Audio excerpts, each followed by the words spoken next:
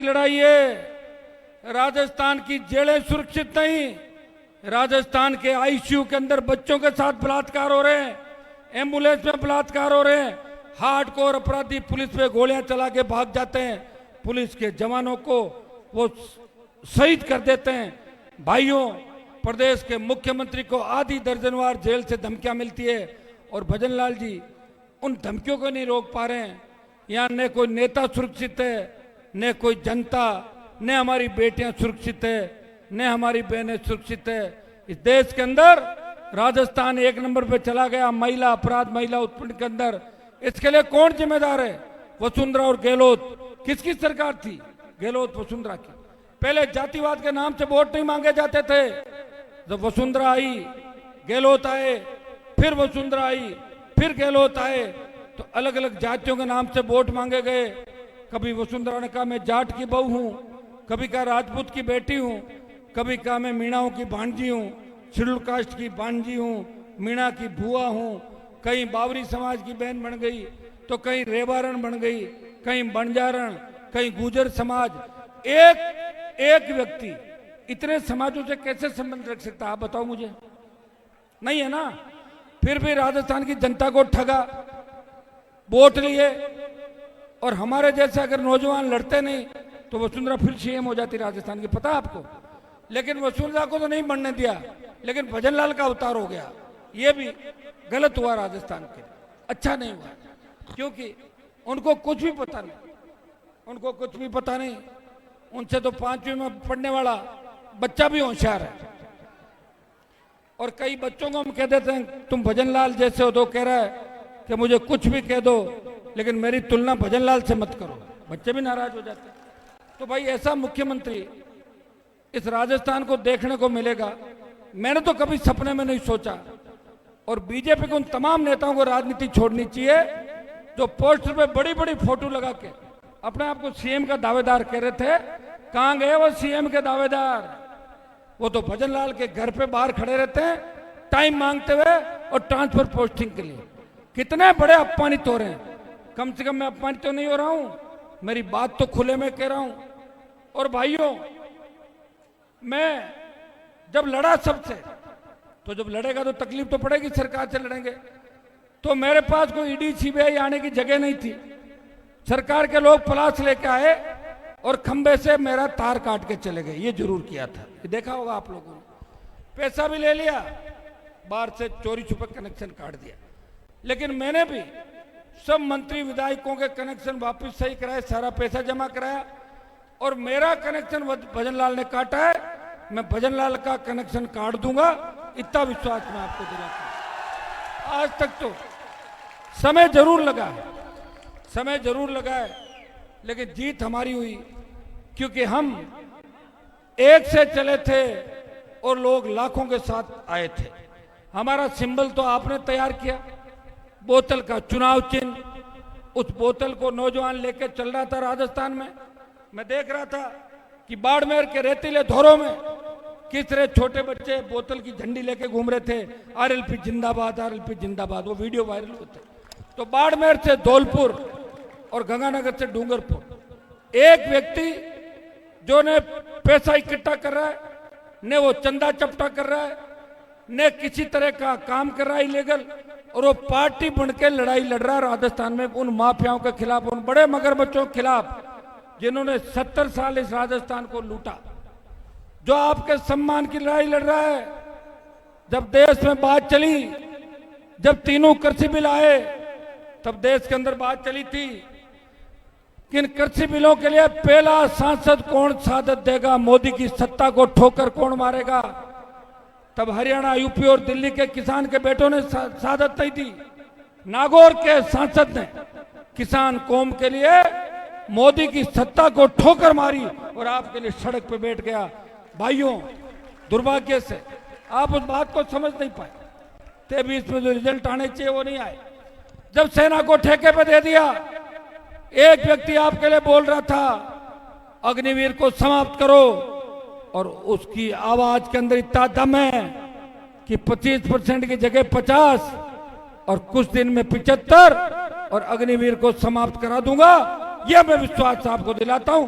पूर्व की बाती सेनापति रैलियां, हमारी पहलवान बेटियों के साथ जो घटना हुई उसमें भी देश में अगर पहला सांसद कोई जाके बात करता है नागौर का सांसद। इस राजस्थान के सम्मान की लड़ाई, राजस्थान की जितनी भी परियोजनाएं दिल्ली में जो अटकी हुई है, अगर उनकी कोई बात करता है, वीर तेजाजी महाराज राम साहब पीर के जयकारे के साथ तमाम वर्ग समाज का, चाहे मनोहर राजपुरोहित का मामला हो, कमलेश प्रजापति का मामला हो, चाहे लवली कंडारा का हो, चाहे दूसरे मामले हो, मैंने कभी जाति देख कर लड़ाई नहीं लड़ी। प्रत्येक व्यक्ति को, प्रत्येक समाज को न्याय दिलाने की बात करी। विश्व समाज, सिद्ध समाज, कायम खानी समाज को भी दिल्ली में आरक्षण की पैरवी किसी सांसद ने की तो नागौर के सांसद ने इन तमाम भाइयों को दिल्ली की सरकार के अंदर आरक्षण की बात करी। भाइयों, दलितों पे बढ़ते अत्याचार के खिलाफ अगर मोर्चा खोला, किसी दलित को अगर घोड़ी से उतार दिया, उसे वापस बिठा के उसकी बारात अगर धूमधाम से निकलवाई, तो नागौर के सांसद ने बहुत से दलित भाइयों के लिए काम किए। वो सारी बातें मैं ऐसे ही नहीं कह रहा हूं, हर बात अब अच्छी तरीके से जानते। आज जो मुद्दा है वो हमारी आजादी, अभी भी हमें आजादी नहीं मिली कि थोड़ी दूर बैठे इस तरह के खेत खलियान और घरों के अंदर आता गंदा पानी, हमारे होद में रिश्ता हुआ गंदा पानी, ये शोर इंगित करता है कि अब हमारा लहू के अंदर उबाल आना चाहिए। तो लहू में उबाल आ गया आप लोगों के? तैयार हो? ऐसा नहीं हो मेरा भाषण खत्म और आप सरक जाओ, सरकना मत। आज लड़ाई आर पार की है। आज बिना कोई परमानेंट बात के, सरकार के बिना कोई आश्वासन या लिखित घोषणा के हम यहां से उठने वाले नहीं है। ये समय लग सकता है, ऐसा नहीं हो, तुम्हारी आदत है कि जैसे मैं भाषण देता हूं और बैठते आधे सरक जाते हो। अगर सरक गए तो बार बार दोबारा मैं यहाँ नहीं आऊंगा, मैं पहले बता दूं आपको। और दूसरे अब इससे नहीं आएंगे कि मैं आ गया, अब दूसरे नहीं आएंगे, भाग जाएंगे सारे। इसलिए भाइयों, पूरी ताकत के साथ बैठना है।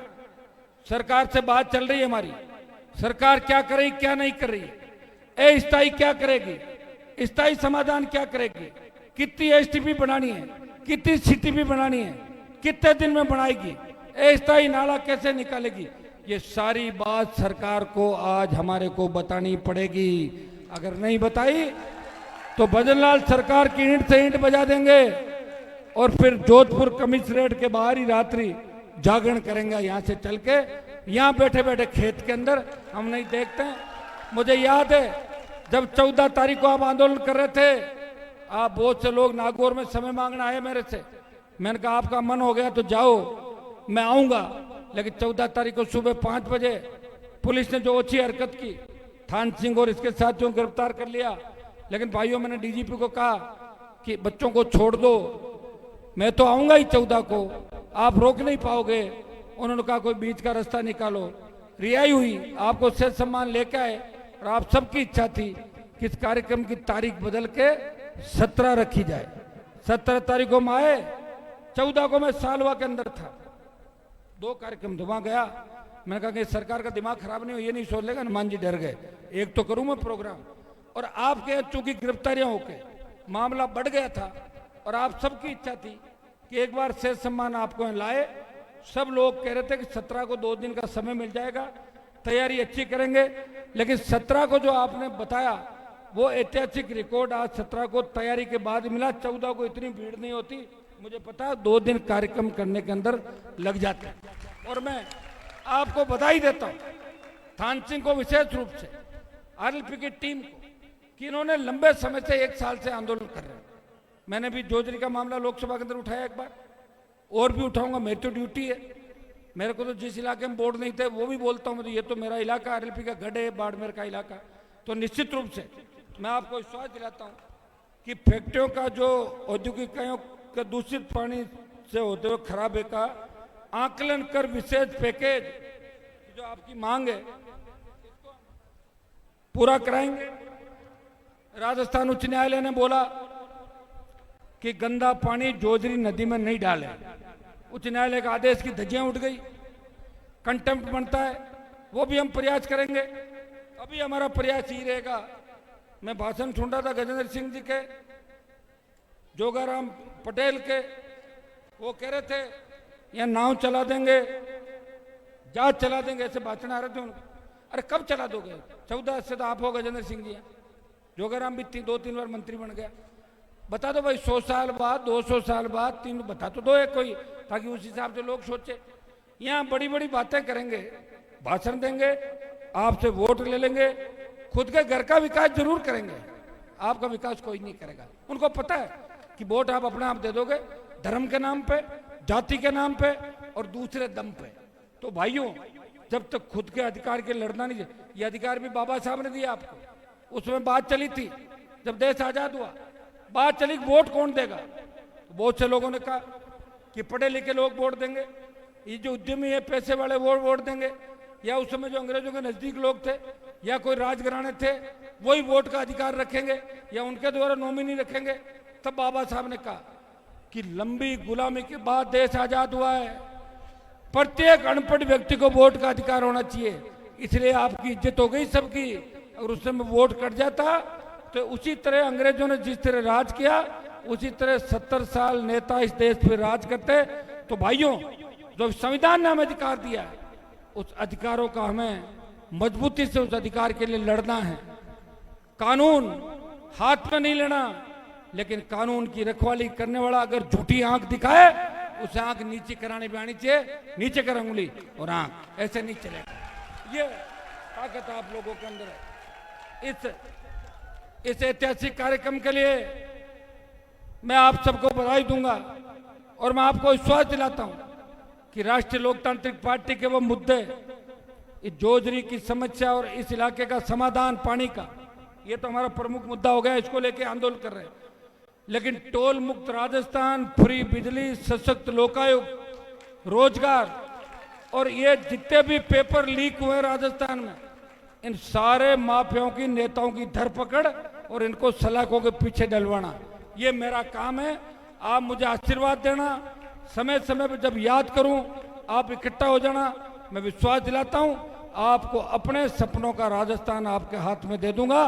किसी बहन बेटी अबला की कोई चीख पुकार राजस्थान में नहीं होगी। कोई हमारा बच्चा बेरोजगार से तंग आकर आत्महत्या नहीं करेगा। कोई हमारा बच्चा ये नहीं कहेगा कि नशे का कारोबार वहां हो रहा है, मैंने वहां से पुड़िया खरीद ली। ये नशा इस राजस्थान के लिए अभिशाप है। नशे को बंद कर देंगे, नहीं तो हमारी आने वाली पीढ़ियां हमें माफ नहीं करेगी और आने वाली पीढ़ियां खत्म हो जाएगी। प्रत्येक नौजवान से कहना चाहूंगा कि जिन्होंने नशा कर लिया वो अब नहीं करें, और जिन्होंने नहीं किया वो चालू नहीं करें, और नशे के कारोबारियों का साथ नहीं दे। ये संदेश मैं मेरे छोटे भाइयों को देना चाहता हूं। हमारे लोग, किसान के बच्चे भोले होते, शॉर्टकट ढूंढते कि रातों रात करोड़पति कैसे बने। एक ट्रक लेके आ जाओ, एक पिकअप भर के ले आओ, डोडा पोस्ट, इस तरह आजकल नए नए सिंथेटिक नशे आ गए। एमडी आपका, इसमें एक चरस किस तरह बर्बाद हो, जो पकड़ा जाता है उसकी बहन, पत्नी, बच्चे जेल के चक्कर लगाते। राखी पे फोटो देखी होगी, कितने राखी बांधने जेलों के अंदर बच्चियां गई थी। भाइयों, हम बोले हैं नशे का कारोबार करके 2% लोग बड़े हो सकते हैं, लेकिन 98% लोग बर्बाद होते हैं। इस चीज का ध्यान आपको रखना है। मैं आपको विश्वास दिलाता हूं कि मैं आपके लिए लड़ूंगा, आपको सत्ता के शिखर पे लेके जाऊंगा। रोने से राज नहीं देते, राज छीनने पड़ते हैं, और राज छीनने के लिए हनुमान बेनीवाल इन नौजवानों के साथ, किसानों के साथ, दलितों के साथ, सर्व समाज के साथ आधी रात को भी तैयार है। 25 साल मुझे लड़ते लड़ते हो गए और 3 साल का मैंने और कह रखा 28 तक। 28 में अगर आपने मेरा साथ दिया और सब कुछ ठीक ठाक रहा तो नए राजस्थान की तस्वीर आपके सामने होगी। राजस्थान की तकदीर भी बदलेगी, राजस्थान की तस्वीर बदलेगी। कोई भूखा नहीं सोएगा, किसान का सम्मान होगा, जवान का सम्मान होगा। हमारी बहन बेटियां रात को 12 बजे भी अगर बालोतरा, बाड़मेर, जोधपुर कस्बे में निकलेगी, उनको ऐसा महसूस होगा कि मैं मेरे घर के आंगन के अंदर घूम रही हूँ, वो सुरक्षित महसूस करेगी। हमारे बच्चे सुरक्षित महसूस करेंगे। यहाँ हर जगह अमन चैन होगा, शांति होगी। इतना विश्वास मैं आपको दिलाता हूँ। आप सबको, आरएलपी की टीम को, थान सिंह को, सबको, बाड़मेर बालोतरा की पूरी टीम को बधाई कि ऐतिहासिक कार्यक्रम आपने कराया। अब आप लोग उठोगे नहीं, हिलोगे नहीं। हम लोग बातचीत कर रहे, अगर हमारी मन माफिक बात हुई, ठीक है, नहीं तो फिर जोधपुर की ओर 1 घंटे के अंदर अंदर हम कूच करेंगे। सारे लोग अपने गाड़ियों के नजदीक रहना, सरकार की ईंट से ईंट बजा देंगे, ये मैं विश्वास आपको दिलाता हूं। बहुत बहुत धन्यवाद। जय।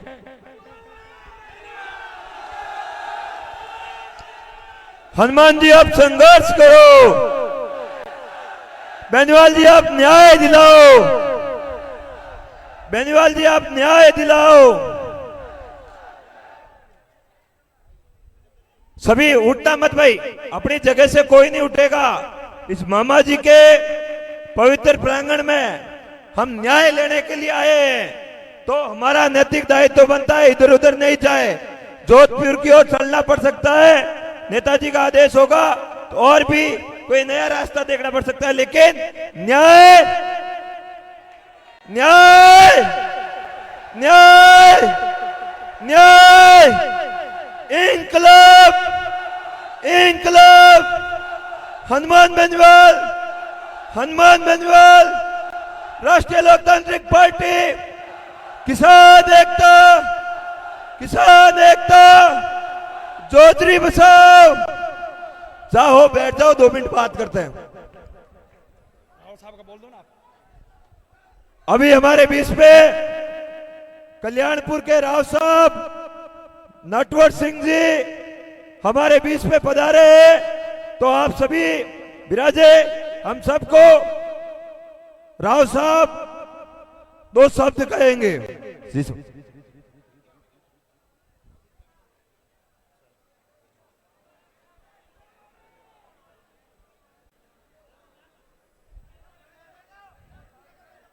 परम आदरणीय हनुमान जी बेनीवाल साहब और थान सिंह जी के कहने पे यहाँ पधारे और अपन जनता के बीच में जो टाइम दिया उसके लिए बहुत बहुत धन्यवाद, और अपन सब जनता की तरफ से आपका आभार प्रकट करते हैं।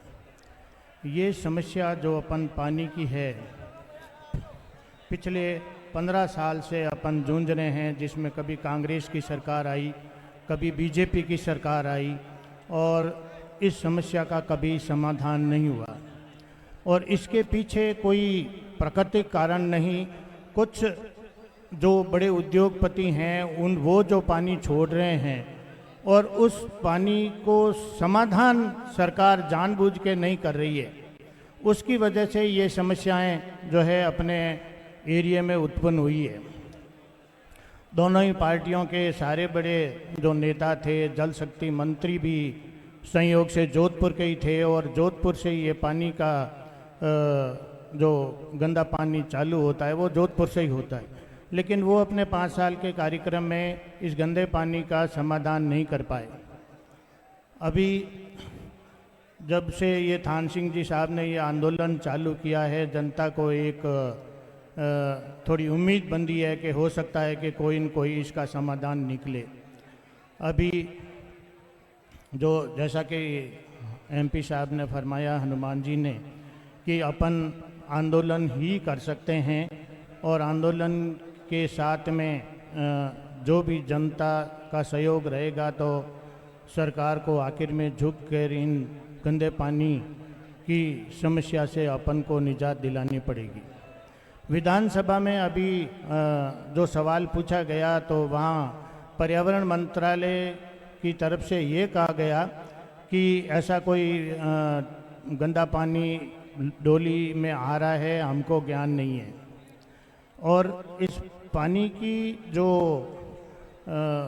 दूषितता का मैं आपको बता दूं कि अभी जो जांच करवाई उसमें कोडियम और लेड जैसे खतरनाक पानी के अवयव इसमें मिले हुए हैं, और गवर्नमेंट इस रिपोर्ट्स में बता भी नहीं रही है, जो पूरा कैंसर कारक है।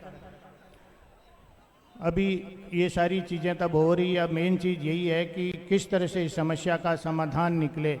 जैसे कि साहब ने फरमाया, एमपी साहब ने, कि एसटीपीटी, सीपीटी ये बालोतरा में भी लगे हुए हैं और पाली में भी लगे हुए हैं, लेकिन उन पे जो खर्चा आता है वो खर्चा साहब सरकार वहन नहीं करती, और वो वैसे ही बिना ट्रीट किए पानी छोड़ रहे हैं। इसीलिए बालोतरा में एसटीपीटी का प्लांट होते हुए भी आगे 100 किलोमीटर तक सारी ज़मीनें बंजर हो गई और पानी खारे हो गए। पाली की भी यही समस्या है। पाली में 200 करोड़ का एसटीपीटी प्लांट लगा हुआ है, लेकिन बिना उसको ट्रीट किए छोड़ते हैं, इसलिए वो सारे किसानों की ज़मीनें बंजर हो गई है। इसलिए एसटीपीटी कोई समस्या का समाधान नहीं है। मैं आपको बताऊं कि मैं पिछले 15 साल से सरकार के खिलाफ लड़ रहा हूं, जिसमें एनजीटी, लोकायुक्त, सब जगह मैंने सरकार के खिलाफ, कलेक्टर साहब के खिलाफ, जो भी मतलब सिस्टम है उसके खिलाफ मैं गया हूं। और मुझे लोकायुक्त महोदय ने मतलब इतना आश्वस्त किया था कि बिल्कुल ये सारी चीज़ें सही है, उसके बावजूद उन्होंने जो फैसले करते टाइम में किसानों को ध्यान नहीं रखा। उन्होंने वही जो इंडस्ट्रियलिस्ट हैं उन्हीं का ध्यान रखा। एनजीटी ने एक ऐसा फैसला दिया था जो शायद भारत में पहला उदाहरण था कि अपना एक बिटूजा में जो सबसे मीठा पानी पोर्टेबल वाटर है, तो उनके लिए उन्होंने कहा कि ये नदी के अंदर जो है आप गंदा पानी मत छोड़ो और उसमें पॉलीथीन लगा के उस पानी का प्रयोग करो। लेकिन एग्जीक्यूटिव ऑफिसर्स खुद इतने मतलब आज की तारीख में अपन कुछ भी कह सकते हैं कमज़ोर हो गए हैं नेताओं के आगे, कि वो नहीं तो न्यायपालिका की बात सुन सकते हैं, नहीं न्यायपालिका की बात रख सकते हैं। वो वही करते हैं जो किसी भी अपने